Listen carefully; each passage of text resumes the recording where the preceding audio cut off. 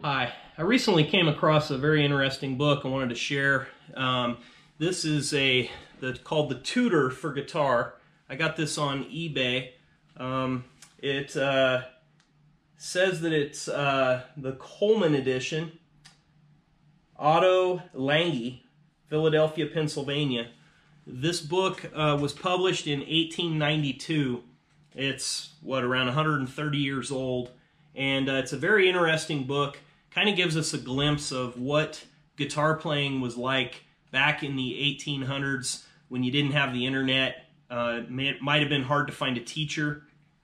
And a book like this doesn't seem to have a price on it, so I don't know what it's sold for.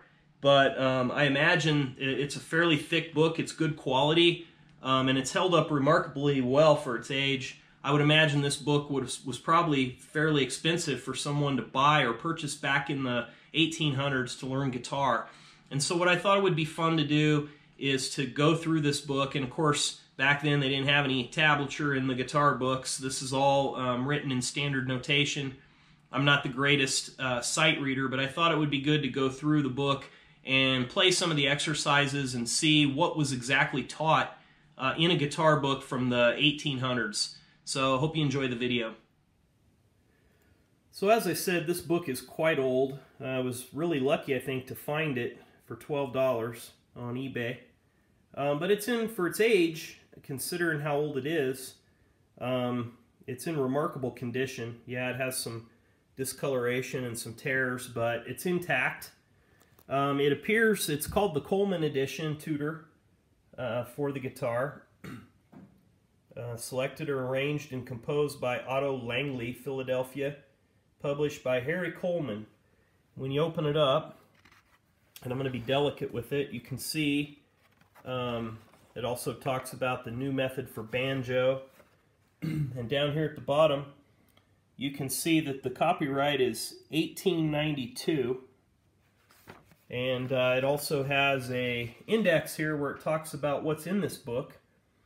You can see there's over 88 pages, and it looks like a really neat book to learn how to play guitar back in the 1800s when there weren't a lot of resources available. I mean, now we have the internet and we have many ways, video and apps, many ways to learn to play guitar, but back then it must have been really tough, and a book like this would have been a remarkable resource back in the 1800s. So the first few pages of the book talk about the basics of music, treble clef, how to read notes, whole notes, half notes, comparing the value of each note and bars and rests. Pretty basic music reading material. It gets into, about the third or fourth page, time.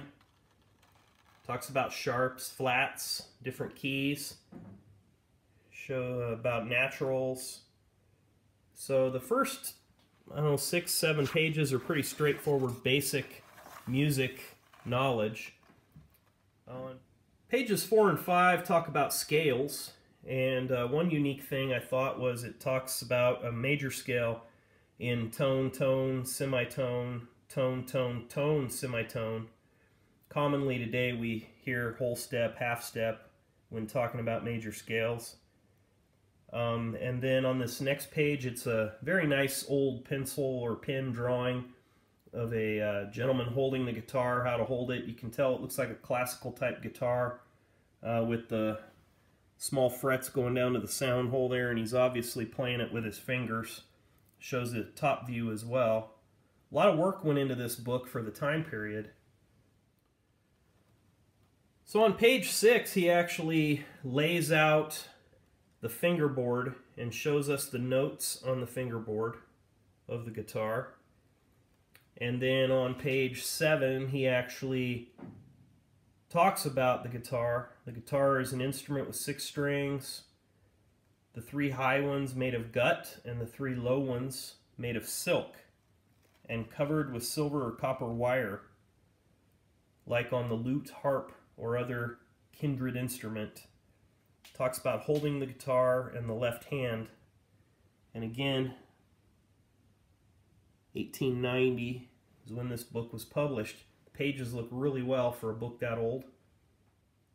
I'm going quickly through some of these first sections of the book so we can get to some of the exercises, but here on page 8 you can see he talks about the right hand, the neck and fingerboard, and then finally how to tune the guitar, what the tuning is. And then on page 9, again, the pitches and tuning, and marks for the fingers of both hands, the symbols that he uses in the book. Then finally on page 10, we get to the natural scale in the first position. He shows the notes, 3 notes on each string, it appears. Actually 4 notes on the first string. And then exercises with these notes on the fingerboard. So what I think we'll do is we'll play through some of these exercises on page 10, 11, 12, and see how they sound and what they were like for someone first learning to play the guitar back in the late 1800s. On page 10 of the book, there's some basic exercises, the first real exercises in the book. And obviously the book doesn't discuss a pick, so you would be playing these exercises back in the 1800s with fingers, probably your thumb or forefinger. I am going to use a pick, but we'll play through the exercises to see how they sounded. So exercise 1 in the book would sound something like this.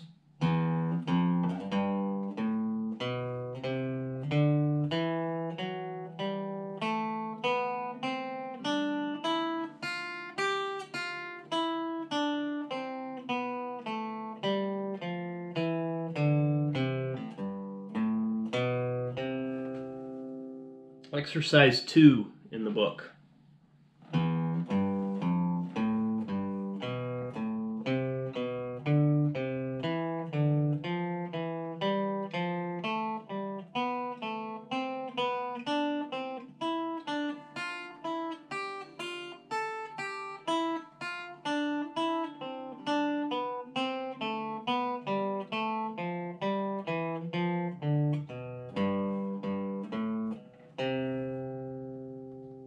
Exercise 3 is a little bit tougher. It jumps all around, so we'll try to play through it. It would go something like this. It starts with an octave.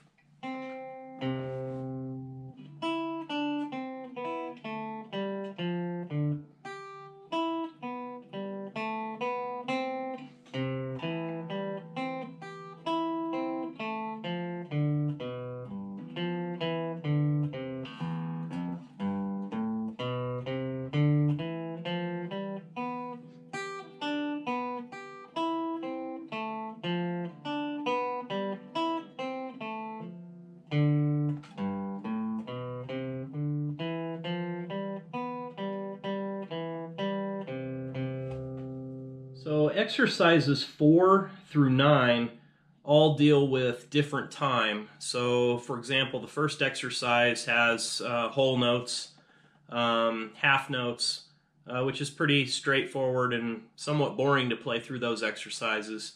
Around exercise 6, it starts to mix quarter notes and half notes with eighth notes, and all the way up to exercise 9, where it actually introduced triplets. So on exercise 9, we'll play it. It's a short little exercise, and it goes like this. It goes...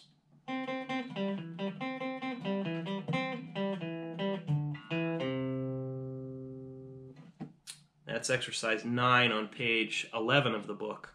So on the bottom of page 13, we finally get to the G major scale, which the book shows played like this.